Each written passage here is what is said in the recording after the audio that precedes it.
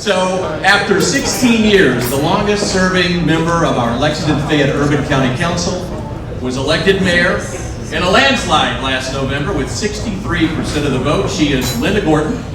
In addition to her 16 years on the council, including 4 as vice mayor, Mayor Gordon has been a dedicated volunteer to our community. She has emphasized developing a comprehensive action plan to help those who suffer from opioid addiction, economic development, and making Lexington a technology hub, including high-tech agriculture. Mayor Gordon and her husband Charlie have 2 children and 5 grandchildren. She is a registered nurse, a graduate of the University of Kentucky. Please welcome our great mayor, Linda Gordon.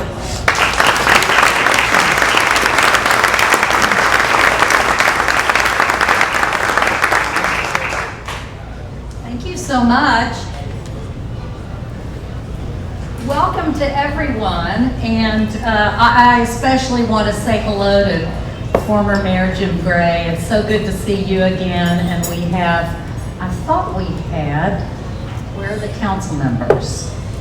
Are there council members here? I thought maybe there would be, Councilmember Chuck Ellinger, welcome. Always good to have you folks in the room.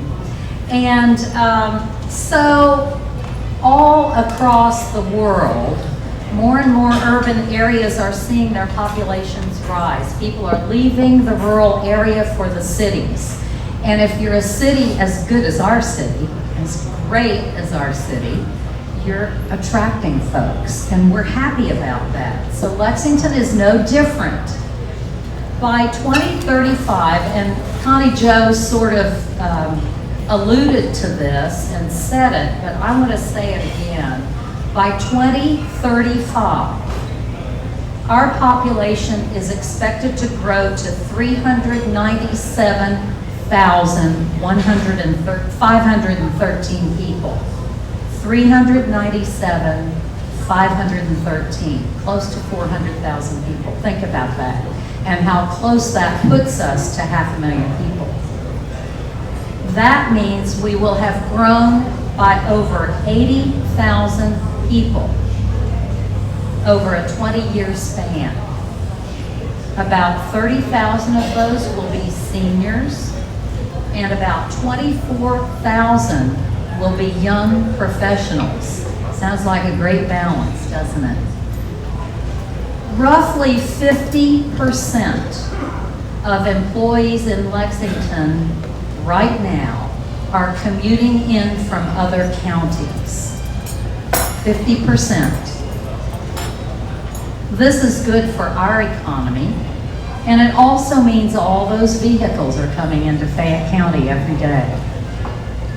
While manageable growth is the ultimate sign of a healthy city, that certainly does not mean it comes without challenges. So we must be very intentional about how we plan for the future. One thing I hear from a lot of our citizens is about traffic.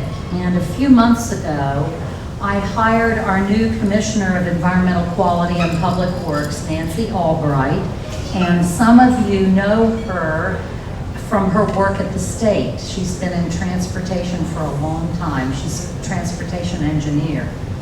And so she has her challenges. And one thing is certain, that a great way we can decrease our traffic is to encourage other modes of transportation, and that's one of the reasons we're here today, right? So to encourage alternate transportation, we have to take action and be creative. This is going to take a lot of creative thinking, and as I look at the group assembled here, you all have the ability to do this. Town Branch Commons, looking back there at Ann Bacus, who's heading up a huge effort with the park. Town Branch Commons will serve as a transformative use of our public space that will link both the Legacy Trail and the Town Branch Trail, giving us 22 miles of uninterrupted trail. This will connect our downtown to our world-famous landscape, which everyone loves. Currently, we have 48 miles of bike lanes. 10 miles of buffered bike lanes, and 39 miles of shared use lanes and trails. And this was not true a few years ago. We've intentionally worked to increase these numbers. So our citizens deserve options, and this will be for daily commuting, for pleasure, for all those things which will help mitigate all those cars coming in. So by finishing the Town Branch Trail, they will have that opportunity right through the heart of our downtown. Lextran, and I've got to just shout out to Lextran, Jill is here, and you know, they do wonderful work. And one week, one summer, when my husband was out of town with one car and I had my car in the shop, I used the Lextran buses for a week. They're clean, they're on time, they're efficient. We just need to get closer to the people who can choose to ride rather than have to ride. And so Lextran continues to work on this to grow and expand and to give us their options of mass transportation. So we're not done yet, but we're off to a great start, and we need your help to transform our city's transportation and the transportation options that we need. So get your creative thinking hats on, and I just really appreciate everyone who's in the room. You've assembled a great group, Connie Jo. Thank you very much.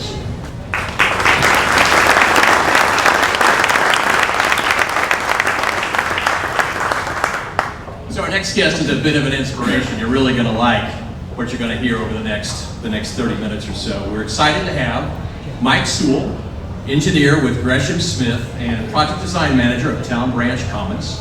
Mike is an urban planner and an active transportation expert. Mike is both an engineer, he's also a business owner. Like many of you, he spent years using his expertise to advocate for bicyclists and pedestrians, and our own On the Move team was inspired by his personal story, which we're going to hear. He serves on the National Board of Directors for the League of American Bicyclists. He's been named as the J.B. Speed School of Engineering Outstanding Young Engineer, and he was also invited to testify in front of Congress this spring on the importance of better funding and planning for multimodal connectivity and safety. Those are all things you're going to learn a little bit about. So here at Lexington, Mike has helped to secure the federal dollars for Town Branch Commons, and he serves as the project manager for the design of this, what we think is a prime example of how smart cities worldwide are evolving to meet the evolution, transportation, and growing population. He talks the talk, he walks the walk, he bikes the bike. Please welcome Mike Sewell.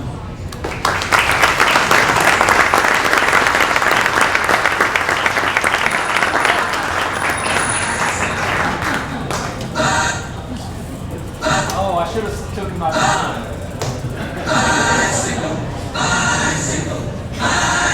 I want to ride my Thank you all very much. Thank you for the kind introduction, Tim, as well as Mayor Gordon. I appreciate your remarks and you telling about how much things are positively happening around here and things to be excited for. So I'm Mike Sewell. I sincerely appreciate you taking a few minutes out of your day to talk to me. And I hope that over the course of this presentation, you get to see a little bit about what makes me tick and why I am very pleased to be speaking to you. My topic is on engineering healthy communities. And when I say healthy, I don't just mean physical fitness. I mean, there's aspects of mental well-being. There are elements of social health that can be rolled into this. And when you do those three things really well, what I'm going to try to explain to you too is, or prove to you, is that there's an economic benefit. There's financial health that can get rolled into those when you engineer your communities better. I would say as little as 15 years ago, I would have not been the person sitting here in front of you, speaking to you about anything multimodal.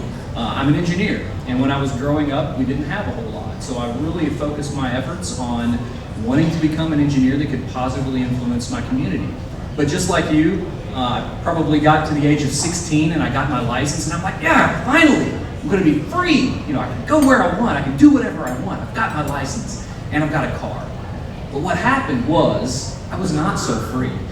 If anyone, I'm from Louisville. Is anybody familiar with Sherman-Geddon when the bridge was shut down in Louisville? If not, I'll tell you a little bit about it. So I was running a Cincinnati office practice in Cincinnati as well as the Louisville practice in Louisville, Kentucky. I'd split the difference. So I was spending a lot of my commute time going to Cincinnati and a whole lot coming to Louisville. My commute went from about an hour to 2 hours and 15 minutes. Okay, that's a lot. That's significant for me. And it was because of this. So when the bridge shut down on I-64 across the Ohio River, it basically broke our entire transportation network. Everything was shut down. Downtown streets, you couldn't go anywhere. And one day in particular, I was sitting, I had come through Indiana, I was on the 2nd Street Bridge approach, looking into downtown, and I just was stuck. I could not go anywhere. And I had sat in the same place for probably about 15 minutes, not moved maybe 10 feet. And I was just boiling, my blood was boiling, I was furious. And I lost it. You know, I saw these people walking across the bridge, I saw people biking across the bridge, and here I am, stuck in this car. And so I hopped the curb, parked my car, and started walking across the bridge. Just, you know, I was fuming. And I attribute that to something pretty magical that happened about halfway across that bridge ride. I heard a bicycle bell, and someone said, "On your left." So I, you know, still in my state of mind, I just moved over to the shuffle to the right. And as they passed me, they said, "Isn't it a beautiful day?" And I'm like, "What's wrong with this person? No, it's not a beautiful day. It's terrible. You know, I just spent the last half an hour stuck in unmoving traffic." And then after I cooled off and I took some deep breaths, I got to the point where I was like, you know, it is a pretty nice day. I'm actually having an okay time now. You know, so I got better. I walked the rest of the way to work. And by the time I got to work, I really had a lot of deep breaths, and I was back to a nominal blood, you know, my blood pressure was not through the roof. I had this moment of clarity where I said the mode of transportation I was choosing was impacting my ability to enjoy the community around me. And so I decided the very next day I was going to hop in a bike, and when I hit traffic, I was going to take my bike out of my car and bike the rest of the way. That was in 2011. I've biked to work about every day since then. And while I love bikes, I like all modes of transportation. You'll see that through the course of this. But this is what I took. So I took the 2nd Street Bridge, and it was not very comfortable. It was really rusted. This was before it was painted. But at the same time, it got me there. It was pretty direct. That's nice. So if you've got directness, you've got some level of safety, and you've got some level of comfort, you can change the dial and move to a different mode.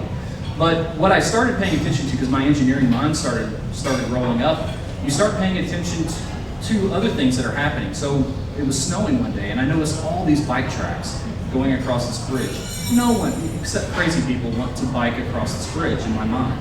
But then I started paying even closer attention. These were folks that didn't necessarily choose to do it because they just got fed up. These were people that had to do it. These were folks that did not have access to other modes of transportation.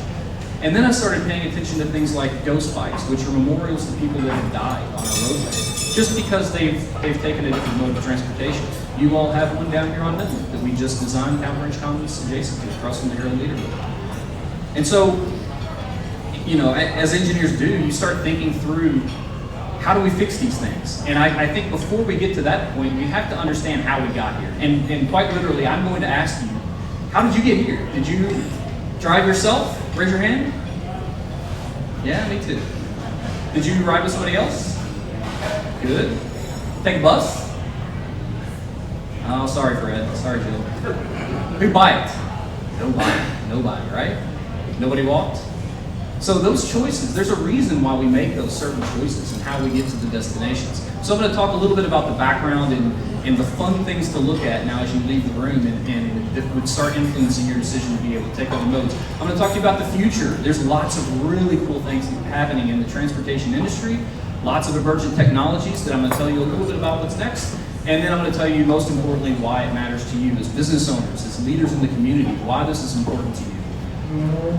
If you look historically back at our roads, they were something much different than what they are today. You know, roads carried a lot of people, not just cars. They carried people, and these streets were built to make everyday life better.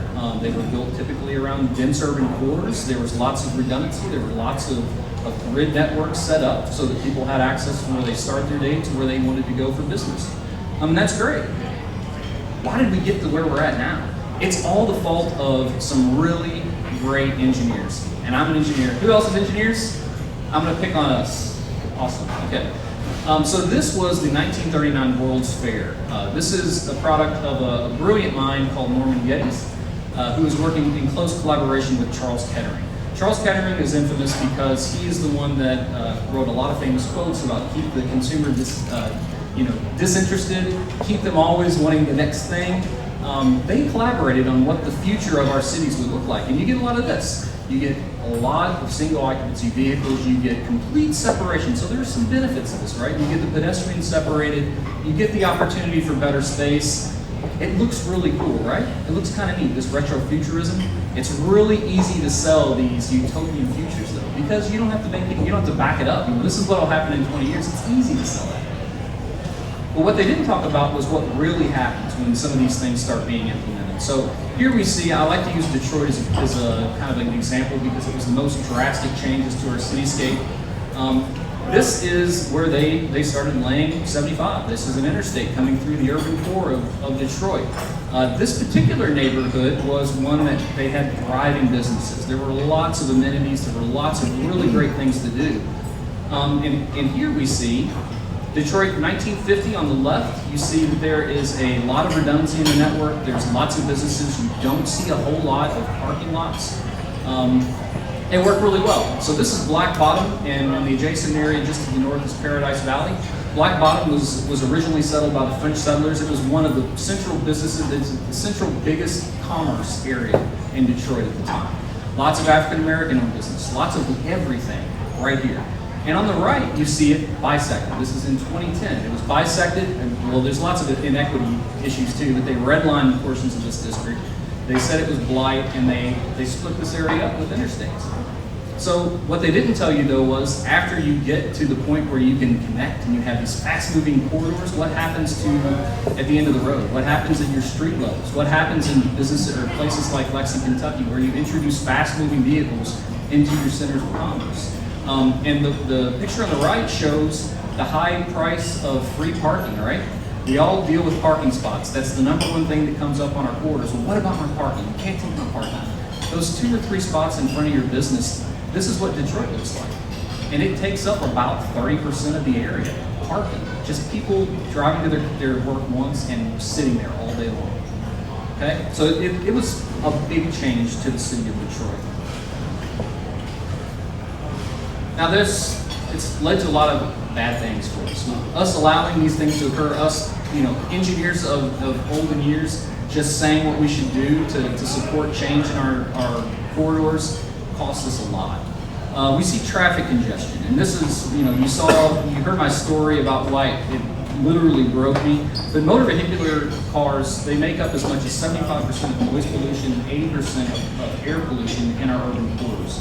That has lots of negative impacts on our aging population and our kids in particular. Also, in general, just traffic congestion's a pain. Who hasn't sat in traffic and just been, the same point I was at, just to that breaking point? There's no reason why that person's going slow. What's happening? They just fog everything up. Safety. Americans, you people in this room are 7.2 times more likely to die walking on a corridor than a natural accident. That's crazy. More than 30,000 people each year die on our corridors as a result of a motor vehicular collision. And that's just not some random person that you don't know. That's people like you in this room. This is faces, if you look around the room, this is people we do business with, work with, our family members. They're dying on our roadways. And crashes and things like that, there's obvious ties to healthcare and other meaningful things, that cost a lot of money. Health, only 20% of us get that 20% recommended CDC daily movement. We see 1 in 7 kids are getting the recommended just move goals throughout the day. And that inactive adults or active children first and foremost lead to inactive adults. Once we establish these patterns, once we establish how we're going to interface with our corridors and our world around us, it's tough to change. And so we see more diabetic issues, we see respiratory illness, we see higher volumes of, you name it, negative things that impact our health across the board. There's cost associated with this. So most of you own businesses you understand that there's limited use or limited space on our right-of-ways, right? we don't want to go through, to support the traffic, you can't go through and just buy up property left, right, and sideways along these corridors. If you tried to support the capacity needed for people to not sit in traffic, there would be no businesses downtown. That's how wide the roadways would be. So we have to learn to do more with less. We have to balance some of these requests that are coming out of our corridors with the amount of space available. And not just that, but right away consistently makes up 40 to 50% of the budget for a project. It's a lot. Our needs change. I love that middle picture because it shows kids on the left side trying to get on a bus and just get to school. And then as I get older, I'm not going to want to drive. I just want to be close to my destinations and just take other modes. So over the course of our lifetime, our needs are changing. And so we have to build in transportation options that support those changes occurring. And then lastly, the land use. The transportation network, I believe, can influence everything. It can support our land use or it can break the land use. I just moved from Norton Commons in Louisville, which is looked upon as this amazing planned community. It's really neat. It's kind of like this little oasis out in the middle of nowhere. And it's very connected inside there, but you can't go anywhere else. It's just like, that's it. And so if those land uses can happen in other locations in our dense urban cores, I just talked to some folks from EOP earlier. They've moved downtown, so they don't have to deal with a lot of these headache issues. It's great. But there's also a lot of equity issues. We're dependent on people that are producers of work. We want to tie them to their jobs. So what's next? I've talked about all the doom and gloom and all the bad things that can occur. That's not, there's some bright spots out there. So I want to talk to you a little bit about the future. I love that picture. I like a lot of retrofuturism. That family is sitting in their car, they're playing checkers, and this robot car is just driving them down the road. Fantastic. A lot of our urban centers are being invested in, and this is by big names in tech, big names in the automobile industry. They view this as an opportunity to not only change and keep up with our changing transportation needs, but also to keep people safer. You want to encourage people's ability to move around in your urban cores. So this is great news. And there's lots of benefits to tacking on to tech and allowing this to occur in your neighborhoods. Safety is a big one. Engineers typically design for safety first. 90% of accidents are caused by human error. If the onset of connected autonomous vehicles promises anything, it's that it can completely eliminate those human error type conditions. I love that. That's fantastic for all of us transportation engineers. But there's also some other things that can do for us. If I have the ability, let's say, I'll take on Jim, who's our state leader over there. He's old. He's aging really poorly. So he wants to get to a point where he can just have a robot car pick him up. I'm joking, he's not that old, but he's gonna be. He can get to the point where his robot car can come pick him up, take me to the park, take me to downtown to get some food.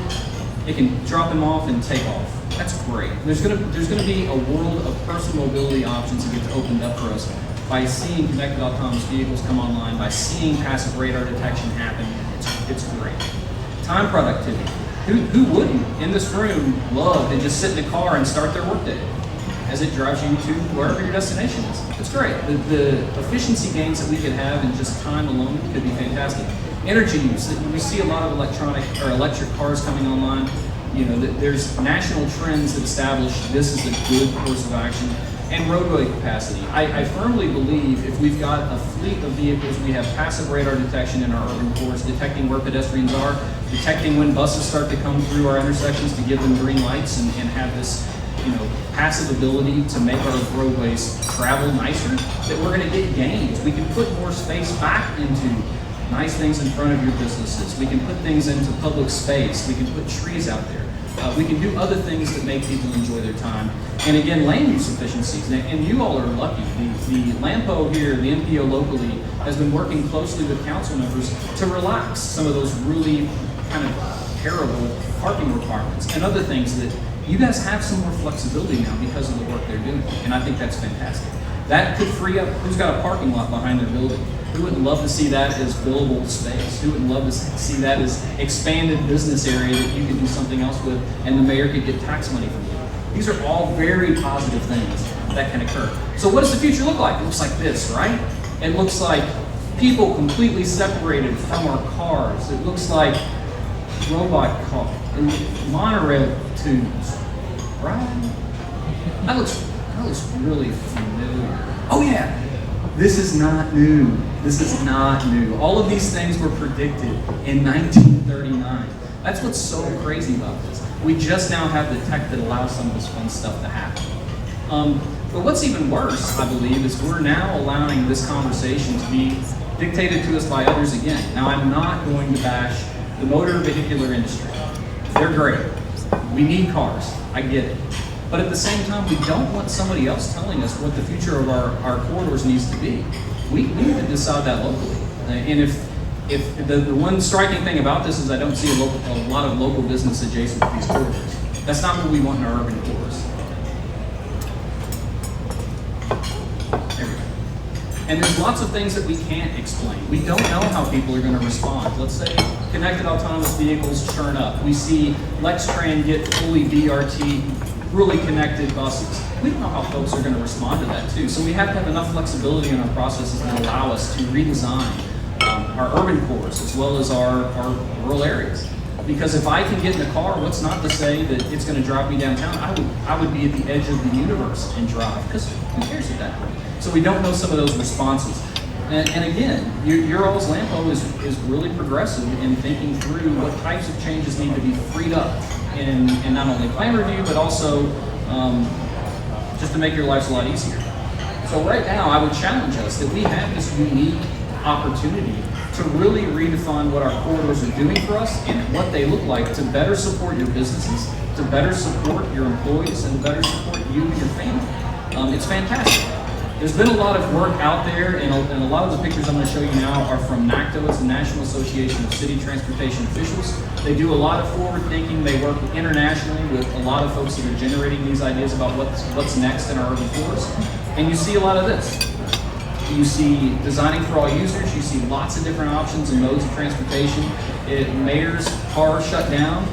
That's great. She had the ability to get on a bus. We want those redundant systems to be in place that allow these things to occur without really severely limiting your ability to do business in our urban cores.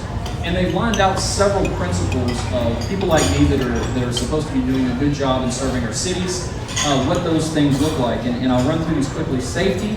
Basically, we want every road to be able to unimpede your ability to move to where you want to go without getting killed. That's a big deal. That's kind of a no-brainer. But they're also working too with people like ITE, the Institute of Transportation Engineers, to make sure that the context isn't broken. You know, we don't want our historic downtowns to look completely different. We want to build in that safety and as well as match the context. Provide the mobility for the whole city. We don't just want one corridor to look and feel futuristic and the rest of it to continue to be broken. We need that fully working transportation model to be well planned, to be well executed so that anyone in the city has multiple options for transportation. We also want to rebalance the right of way. As we get some of these efficiency gains, we see we can do more with less on the road. So, and when I say that, I mean, if we have multiple cars that are driving themselves and detecting pedestrians and detecting other users in the road, we should be able to do a lot more with the space. That car can be right on the bumper of the car in front of it, and there will be absolutely zero reason why that couldn't occur. We have a lot of efficiency gains on the road. We can do a lot more with that space. So making sure that we rebalance the right of way, making sure that when I get dropped off, I can walk to my next destination. I think that's really important.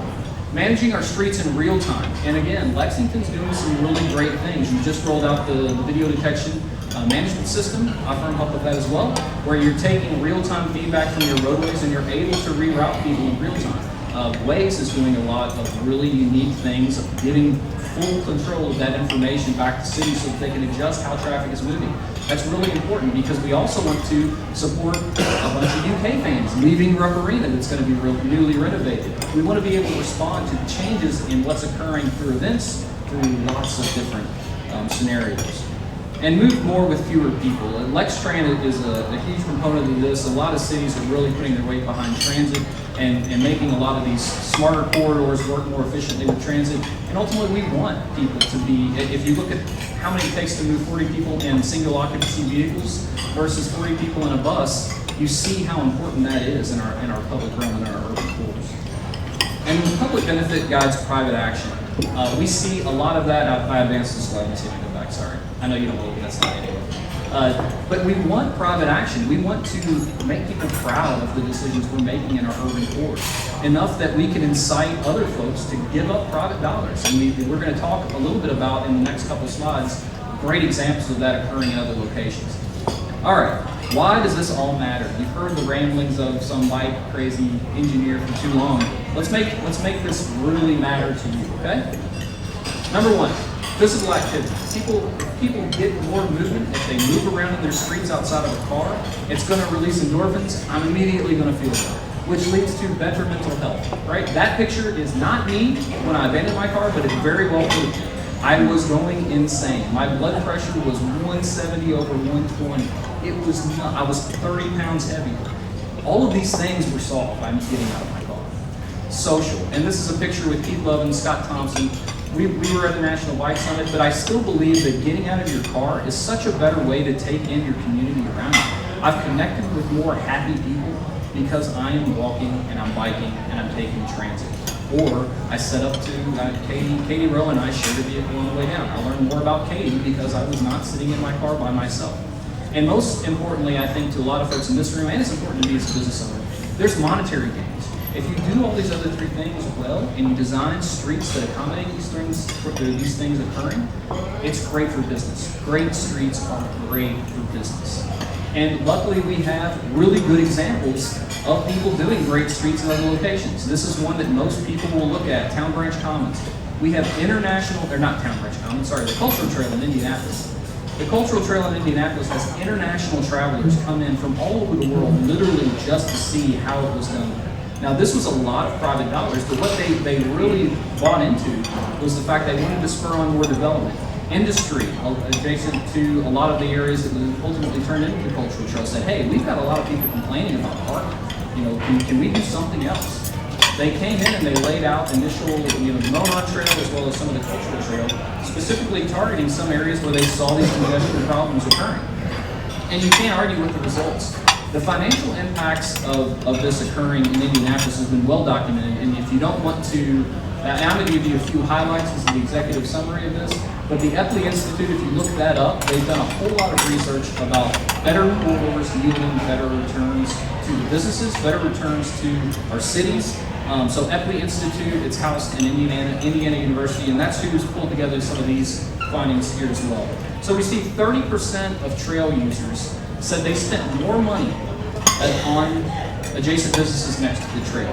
They've estimated this, depending on the segment of trail, it's on average of 1 to 3.2 million more annually. And this was several years ago. This was this was 6 years ago when they did this report. That's a lot of money. 84% of trail visitors of trail users were visitors. These were people that don't necessarily spend money every day in these areas. These are people that have traveled here to take in what awesome thing this is, this urban trail. The businesses have grown. Any business down there, 50% of them have reported having an increase in customer base, and 50% of them have also hired more people to deal with that customer base. That's huge. It's led to $300 million of investment on property along this trail.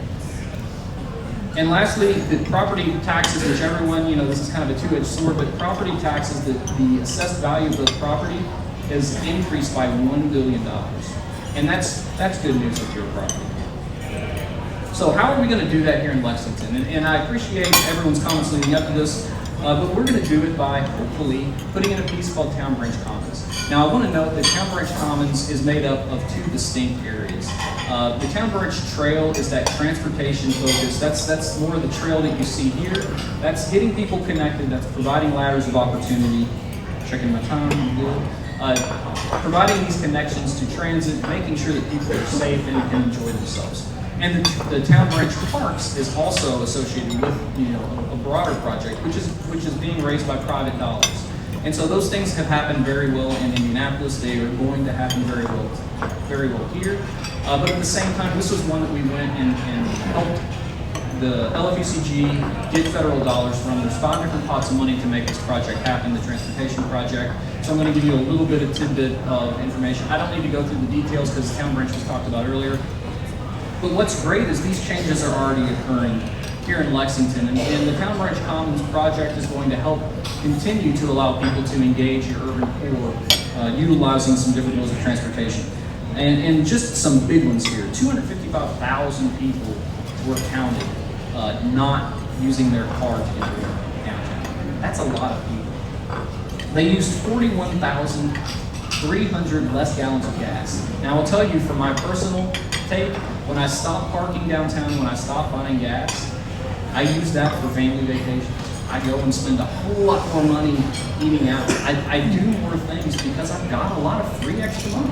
It's things that I'm not paying for so that my car just sits there for 90% of the day. It's pretty neat. A lot of people have questions about the timing on Town Ranch Commons, and here's where we're at. I apologize if this is a little small. So the final plans are in. This is going to go to, well, and first and foremost, you saw some work happening on Midland Avenue. That's a lot of the precursor, the utility work, that's ongoing. This project is going to bid in October. And then the demolition, the construction is going to start up in January. Now for the Town Ranch Commons Trail, the project with Tiger dollars, that's the previous build dollars, the federal grant, it has to have substantial completion by the end of 2021. So you're more than likely going to be able to walk and bike down, Midland Avenue and Vine to get to Rupp Arena and beyond by the end of 2021. And then the much broader project where you've got more placemaking, where you've got the fully finished textures and things like that, and the lighting is kicked on. There's lots of other neat things I won't tell you about. All of that is going to be completed by 2022. So it's happening fast. I will tell you, and this is my closing thoughts, and again, I appreciate you all taking the time to let me convince you that these things are good. Most of them know. My personal take as a business owner, I run an office in Louisville. We opened an office here in Lexington solely because you all were open to projects like the Town Ranch Commons. I selected my office space in Lexington because it was on the Town Ranch Commons project. We now, because I've seen the light, because I'm an enlightened engineer, in air quotes, we invest in a lot of what our employees want to do. So we had employees requesting access or offsets for transit service. We've started giving them some benefit. We've incentivized their use of transit. We've now put in formal things where people can ride share in the Louisville office. We've got 40% of our offices biking to work. That's crazy. I relocated my Louisville office to a really cool space. When you're in Louisville, come tell me and I'll show you, I'll give you a tour. But it's this historic space right adjacent to Old Forester Distillery. The property owners, when I was talking to different builders about where I could put in my space, my number one question was, can we bring our bikes up? Do you have bikes in your apartment? Is there a shower here? And if they said no, they were removed from the list. Removed from the list. And this is an $8,000 a month lease that I'm paying someone because they said, sure, we don't care. That's not a big deal to us. You get my business. It's great. But as a result, you see, when we invest in what our employees are wanting, when we invest in their mobility options, we get happier employees. These people are loving the types of projects we're winning as a result of me taking this seriously. We have this tagline at Gresham Smith, this genuine ingenuity, because we genuinely care about our people, because we genuinely care about what we're doing as people that are shaping our community's futures. We come up with better things. We are more innovative, and I attract better staff. So our retention is through the roof, our employees are happier, and it's a story that doesn't get told a lot. If you look at the Louisville office before we started doing all these things, our profitability has gone through the roof. We're now used as a model for every other office in Gresham Smith about how innovative our approaches are, how we're selecting team members, and the types of approaches that we do in these projects. So it works. I sincerely appreciate all of your time. Blank slide. Come find me after this. I'd love to tell you more, or if you have any questions specifically. And thank you all again for setting this up in the MPO. Thank you all, Lampo, for allowing us to go.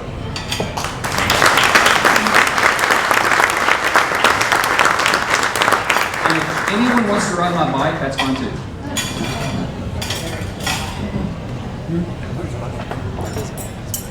Before we bring this to a close and give you the wrap-up segment here, how about we hear it for the staff and Cole at Eppings? Was this good?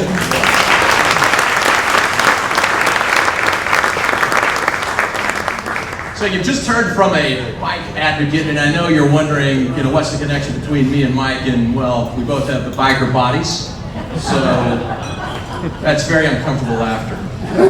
Very uncomfortable mayor. So Mike is we all want to get to where Mike is. And we all know if we're going to be like Mike, we got to convince people like me to at least start moving that way. And it's bike, but it's also walking more. It's using Lextran, and Jill, the app works great. I've had 27 trips, Nicholasville Road route, on time, good service. Thank you, Lextran. So Lextran is a part of the equation, as is sharing rides. So it's anything that reduces the amount of time we spend solo in the car. And if you look at our colleagues in other cities, the larger cities, the more compact cities, they're already there. It's where everything is moving. Everything is better. We save money. We're healthier. Everything works better when we start adopting these things, but it doesn't happen overnight. So MPO was thinking about this. They go to Connie Joe, and the idea was, let's get the movers and shakers where real change can happen to start making this a part of everyday business. If you think back 40 years, it was no big deal to smoke a cigarette in an office. It was no big deal. It happened all the time. It was commonplace. Well, some city regulations, some national regulations, some PR, that all worked, but when it really started changing is when that became not so cool to do in the office. And by the way, how about you stop altogether because we can get better insurance premiums?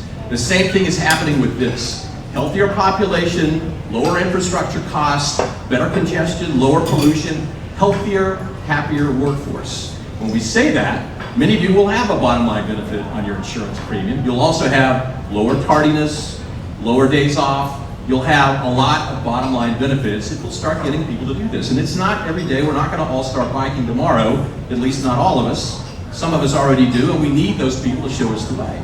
But this is about starting behavior change. So what Connie and the MPO have put together is a campaign, a mass media campaign, which will start airing on television and digital starting in September to start getting people acclimated to the idea that this is the way of the future, the infrastructure is building, and this is how things are going to be. So that's what we're all about today. We're asking you to join the movement. We're basically asking you to make a pledge to adopt this and to start talking to your employees about it. We're going to focus the campaign on October. So the messaging will start, and we're asking you to name a champion in your office and start doing things come October. So that starts now. You're getting a little preview of what's happening. So, but we're starting from a good space, because in Lexington, if you look at the map, look at that downtown core. That's about 35% downtown walk to work. That's the walk to work route.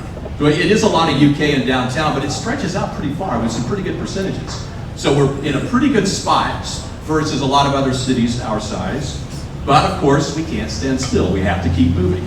So we have that 35% of folks that are walking on a regular basis as part of their commute, 50% increase in bike use. I think we've all seen that. If you've been around for 10 or 15 years, you can just see how that has really exploded, particularly among the younger generation. So those of you that have to fight and compete for talented young people, this is something you really need to do. Make it easy for them to do this, make it a part of the culture, make it the accepted part of the culture. And we're not going to get to it this year, but in years come, we want driving solo in your car to be a passé consideration. So if you go to New York City, do you rent a car or drive in New York? You just don't. You use mass transportation, you use the subway, you might use a cab, you might use Uber, and those are middle steps, but we're really getting people to that walk to work and that healthier way of getting to work that we see in other cities. So we have 99 miles total of bike lanes and trails, and lots more are coming your way. So the city's making the investment to make this easier. What we're asking you to do is to take a leadership role, which is what business does. And when we say leadership role, we want you to start talking this up. We want you to make the pledge, join the movement, and start talking this up to your staff. Lexington is on the move. 35% in our downtown core walk to work. People who bike have doubled. We've built over 100 miles of bike paths and lanes. Active commuting is on the rise. Lexingtonians are finding healthier, more sustainable ways to go to work. Find out how your workplace can join the movement at LexAreaMPO.org. So that's part of the mass media campaign that Connie Joe's putting together and will start airing on television. So this whole messaging that we're asking you to start to do in your office will be on the air, will be on digital media. We're asking you to participate. In fact, Connie Joe at the end of October with the MPO, we'll look at which businesses have done the best job, and we'll start incorporating them into the mass media to show off what you've done, to both reward you, for sure, good PR, free PR, but also to use you as a role model. So we need the leadership businesses to start doing this so that we can tell your story. Winners will be featured in an awareness campaign, and that stuff will start in Q1 of 2020.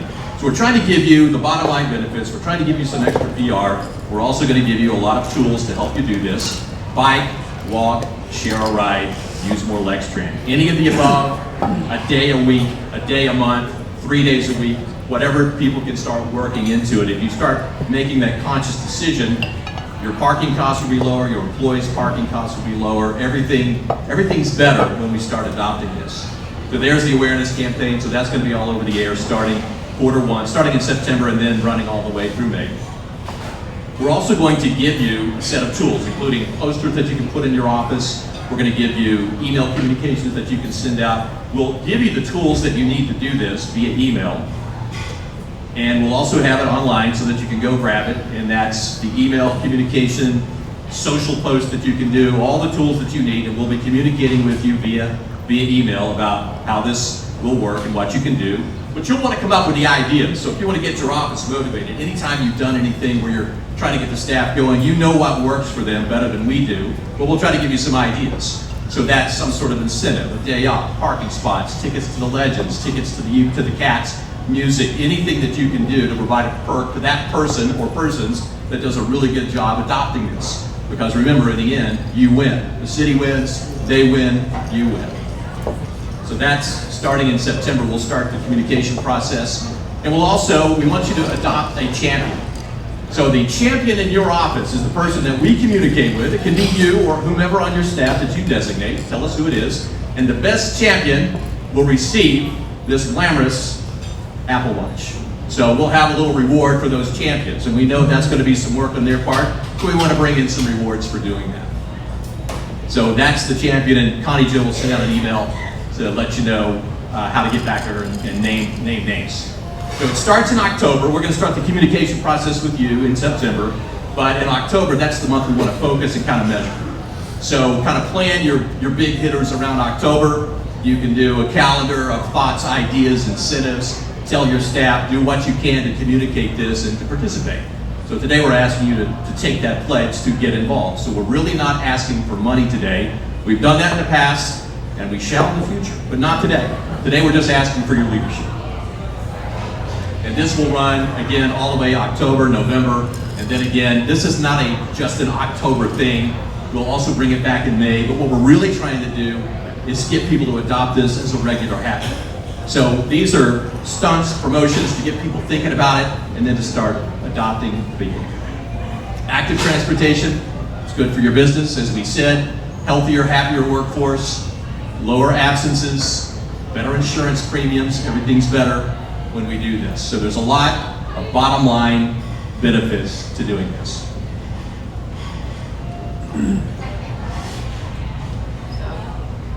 Like Tim said, unusual that it is. We're not asking for any money today. I think Jim Gray asked when he walked in, what's this going to cost me? And I'm sure the folks at Central Bank are hit up all the time because we can count on them.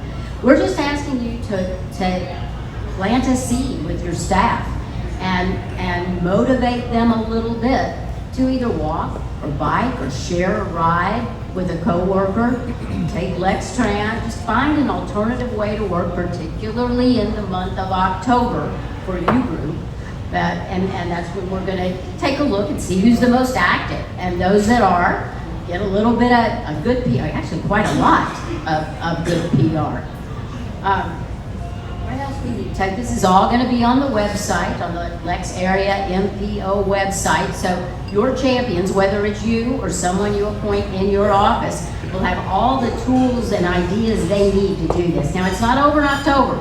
Mike Sewell does a winter bike commute. I think he picks like the coldest day he can find and incentivizes people to bike in the winter. May is bike month. There's a bike to work week. Maybe we can even get the mayor now she's not here, I could say this, we can walk to work with the mayor. You never know, walk with the boss. We got lots of ideas for you to all be on the site. To get things rolling though, and give you a good idea of what's going on, I took the liberty of pre-producing something for a good friend of mine that I knew was going to be in the audience.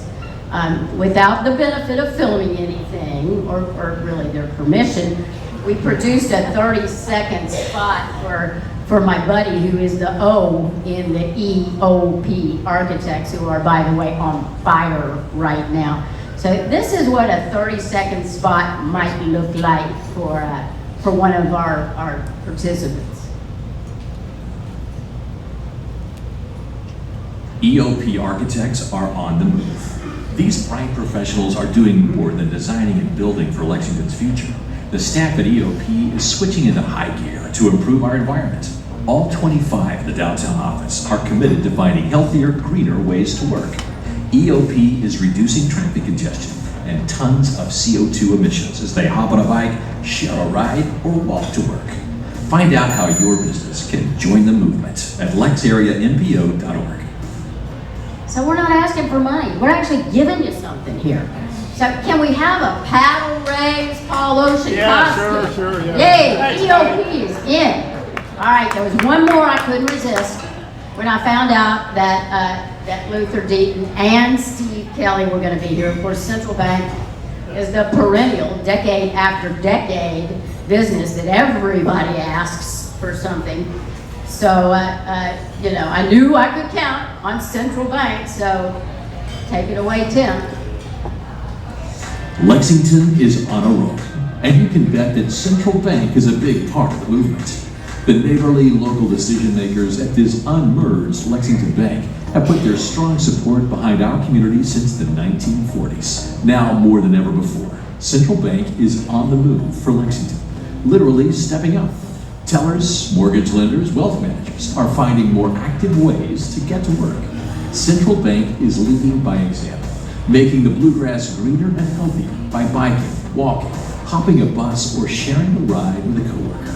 Find out how your business can join the movement at LexAreaMPO.org. Can we have a paddle raise, Central Bank? Yay! All right, Leon, if you could kind of shoot. Who's in? All we're asking you to do is raise your paddle and tell me that your business, Fayette County Health Department, that makes sense. And of course, the Massage Center, they're all about health. Ooh, Tate Hill Jacobs, Omni Architects, Good Foods Co-op. All right. LM Communications, you're going to do that in Linsville and Lextran. Rick Ford is in. Rick Ford, Big Ass Fans. Oh, that's huge. That is huge. How many employees they have? All right, we'll help you. Who am I missing over here? Gresham Smith. Kentucky Eagle, that's a big one. YMCA, of course, that's a natural fit. There's Fort Bank. Whoa, fabulous. Ace and Hamburg Journal. Another Fort Bank. There's a lot of Fort Banks. What we got? We got great construction. Yay! I got Pole Rosa Pole. Belcan, that's big. Fowler Bell. Then we get the web companies. We got the web companies. All right. Good job. Give yourself a round of applause.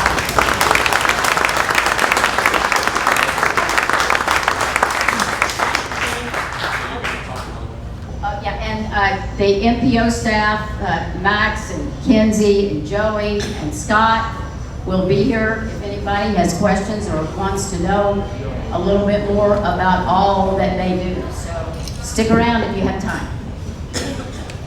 Thank you all for taking the time. We appreciate it. Good job, guys. Good.